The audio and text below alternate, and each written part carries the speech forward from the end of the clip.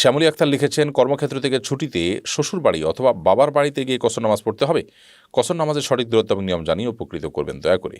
বোন শ্যামলী, কসরের নামাজের দূরত্ব হলো সফরের দূরত্ব। 75 কিলোমিটার দূরে আপনি সফর করেছেন, তাহলে সফরের দূরত্ব হিসাবে সেটি বিবেচিত হবে।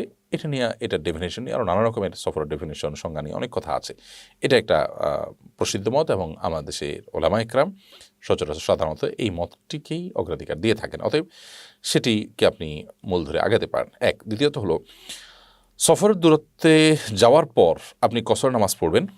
মেয়ে হিসাবে আপনি যখন আপনার শ্বশুর বাড়ি যাবেন, অর্থাৎ স্বামীর বাবার বাড়ি, সেটা যদি স্বামীর স্থায়ী বা বর্তমান ঠিকানা হয় তাহলে সেখানে পুরো নামাজ পড়বেন। আর যদি স্বামীও সেখানে, স্বামী এবং আপনি আপনারা সকলে সেখানে গেস্ট এবং সেটা আপনাদের স্থায়ী কিংবা বর্তমান ঠিকানা নয়, সেখানে সব কিছু ভাগযোগ হয়ে গেছে, আপনারা থাকেন ঢাকা বা সেখানে আপনাদের স্থায়ী ঠিকানা এখন ঢাকা, আপনারা গ্রামে গেলেন, তাহলে সেক্ষেত্রে সেখানে আপনি কসর পড়বেন, কারণ আপনি সেখানে গেস্ট না, স্থায়ী ঠিকানা সেখানে না, সেটা না আপনার বর্তমান ঠিকানা।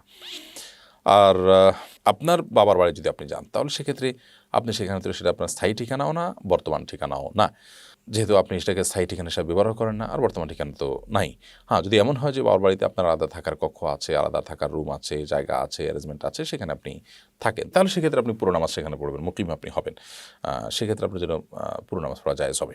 যে আপনার ওটা একটা গন্তব্য, আলাদা একটা ঠিকানা, বর্তমান ঠিকানা মানুষ একাধিক থাকে, সেই হিসাবে একটা ঠিকানা, আপনি স্বামী স্ত্রী সেখানে বসবাস করেন, থাকেন মাঝে মধ্যে, সেরকম হলে।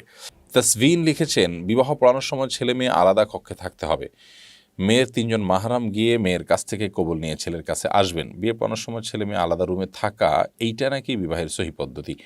একই কক্ষে থেকে বিয়ে পড়ানো কোনো কি নিয়ম নেই? এ ব্যাপারে আমাকে সাহায্য করুন। দেখুন, মেয়ের কাছে সম্মতি আনার জন্য 3জন পুরুষ যেতে হবে এটা জরুরি না। মেয়ের বাবা, মেয়ের যিনি অভিভাবক, বাবা কিংবা বাবা না থাকলে বাবার অগোচরে তার মেয়ের বড় ভাই কিংবা চাচা, তো দাদা থাকলে দাদা, অর্থাৎ ধারাবাহিকতার আছে, সেই ধারাবাহিকতা অনুসারে মেয়ের কোনো অভিভাবক যদি মেয়ের কাছ থেকে বিবাহের অনুমতি নিয়ে আসেন বা মেয়েকে বলেন যে আমি বিবাহ তাহলে পড়াচ্ছি, মেয়ের সেটা নীরবে হোক সরবে হোক কোনোভাবে সম্মতি দিলেন। বিশেষ করে যদি মেয়ে কুমারী হন তাহলে সেক্ষেত্রে তার চুপচাপ থাকাটাও সম্মতি। যাই হোক, এই সম্মতি নিয়ে তিনি এসে যদি বলেন যে আমার মেয়ের থেকে আমি যে সম্মতি এনেছি তার ভিত্তিতে আমি বিবাহের প্রস্তাব করছি কিংবা আমি কবুল করছি, যথেষ্ট। এখানে দুজন আপনার গায়ের মাহারাম পুরুষকে তার কাছে নিয়ে যাওয়া সাক্ষী হিসাবে এটার কোনো প্রয়োজন নেই।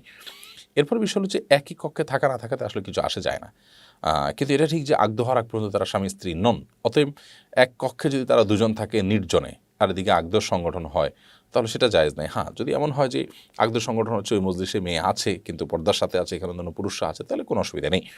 এখানে আলাদা আলাদা কক্ষেই থাকতে হবে এরকম কোনো কথা নেই। বিয়ের মজলিসে তো অন্যান্য সাক্ষীরা থাকবে, তাহলে আলাদা কক্ষের প্রশ্ন করতে গেলে অন্তত ছেলের জন্য। হ্যাঁ, যদি এমন উদ্দেশ্য হয় যে ছেলে বিয়ের মজলিসে থাকবে, মেয়ে দূরে থাকতে হবে, তো সেরকম কোনো বাধ্যবাধকতা নেই। বিয়ের মজলিসে যদি মেয়ে থাকেন এবং সেটা যদি পর্দার সাথে থাকেন, যেখানে সে যেহেতু এখানে সাক্ষী এবং অন্যান্য গায়ের মারামরা থাকার সম্ভাবনা আছে, তাহলে সেক্ষেত্রে কোনো অসুবিধা কিন্তু নেই।